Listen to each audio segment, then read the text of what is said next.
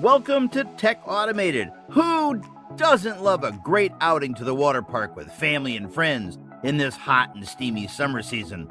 All right, maybe not Grandpa, but everyone else does. We all love sliding and water rides. It is indeed the best way to beat the heat on a hot summer day, but unfortunately, these water slides can be extremely dangerous in opposition to the thrill they provide. Notably, many cases have been registered against world popular water slides for being responsible for people's miseries and torn bathing suits, which are also a misery. No! God, please, no! Many of them have been banned because of their hazardous construction. Here are 6 of the most insane water slides that got banned due to the danger they pose to riders. Number 6, the Cannonball Loop. Like Justin and Selena, or peanut butter and jellyfish. Some things just don't go together. While loops and roller coasters are the best of friends, we're pretty sure that water slides and loops have restraining orders against each other, and it's by miles. Apparently, the engineers of Action Park never got this message and built the flagship of stupidity called the Cannonball Loop. It was exactly what it looks like. A water slide with a loop at the end of it, like a snake on depression.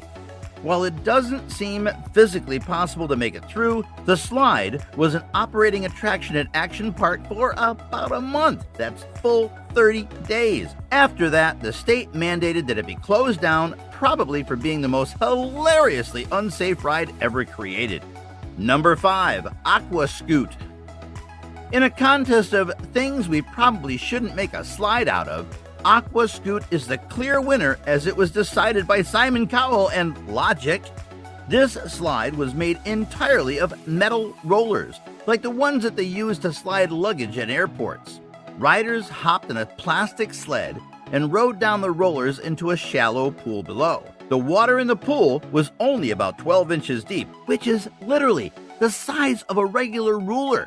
And the idea was that the sled would hit the pool and skim across the water's surface. This is a Game of Thrones final season level of plotting stupid. There were a couple of problems though. First of all, you had to be sitting in the correct position for the sled to go skimming across the water. If you weren't and happened to be lucky, the sled just sank when you hit the water. If you were unlucky, the sled took a nosedive and flung you face first into an incredibly shallow water, which resulted in a bunch of lacerations, unexpected teeth loss, and a ban of this slide. Number 4, the Grave Pool. The Grave Pool is a local nickname that was attributed to Action Park's wave pool. It did very well for the marketing. It was one of the first of its kind, and because state regulations defined it as a pool, the only thing Action Park was required to do was keep the water clean and have lifeguards who ran in slow-mo on duty. There was always a minimum of 12 guards, and sometimes there were as many as 20. That is more guards than in most banks or Mike Tyson's houses. On a busy weekend, the guards would make as many as 30 saves in the pool, as opposed to the average 1 or 2 per season that a guard anywhere else would be expected to make.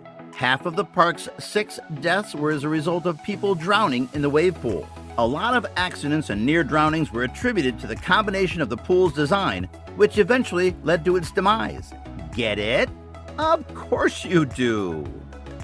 Number 3, Geronimo Falls. Geronimo Falls was Action Park's take on speed slides, but there was a catch because otherwise it would be no good for our content. The incline was far more steep than most speed slides today. It was so steep that the first portion of the slide was enclosed because riders would frequently come off the slide at the top, and the enclosure forced them back down onto the slide instead of plummeting to the ground below. There was a metal bar that guests would hang from with their feet out over the edge of the slide and let themselves drop out onto it. Were they supposed to do this? Probably not, but it was a frequent occurrence. Did some of them do it on purpose? Maybe. Everybody has their thing. Riders could reach speeds of nearly 100 kilometers per hour on the way down. When the park changed ownership, the slides that made up Geronimo Falls were dismantled, and a new green speed slide called H2O Oh No with a lesser incline was installed in their place. Now, that's plastic surgery done right. Number 2, the Kayak Experience. The Kayak Experience was one of the more tame rides in Action Park, and now it seems like we're bashing on the park. Hey, it's not our fault. We clearly ain't the engineers. In the Kayak Experience, riders got their own kayak and navigated it down a roughly straight slope with underwater fans that simulated real rapids. The worst thing you had to worry about was your kayak tipping over and having to get out and flip it back over. Oh, and of course, death by execution, because there were freaking fans below the water!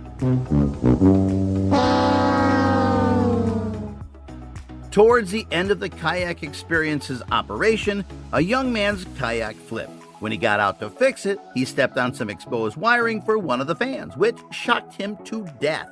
2 of his nearby family members were also electrocuted, but they survived. Action Park drained the Kayak Experience and never reopened it after the incident, saying that guests would always be intimidated by it. Intimidated sounds like a big understatement if you ask us. A bit of a strange move, considering the park claimed the ride wasn't responsible for killing him. Number 1, the Alpine Slide. Another worthy contender in our "Please don't make slides out of this, what are you even thinking? Go back to playing Pac-Man" contest is the Alpine Slide, which was a luge-like ride with a track made of fiberglass, concrete, and pulverized dreams. Riders sat in tiny plastic carts, which are always safe and sound, which are neither safe nor have good sound, and zipped down the hill at breakneck speed. The carts had brakes that allowed riders to control their speed, but they were notorious for not working, and a few broken necks. Without brakes, it was a challenge to keep the cart from sailing off the tracks, and many people failed that challenge. This ride led to so many cuts, scrapes, bumps, bruises, lacerations, crying children, and years of therapy that it's impossible to keep count of how many poor souls wiped out on this monstrosity. The Alpine Slide was torn down when the park changed hands from left to right, but you can still see the path it used to take on the ground below the lift. That's all, folks. Let us know in the comments section if you know about any insane banned water slide. Don't forget to subscribe to our channel and tap on the bell icon for more amazing videos.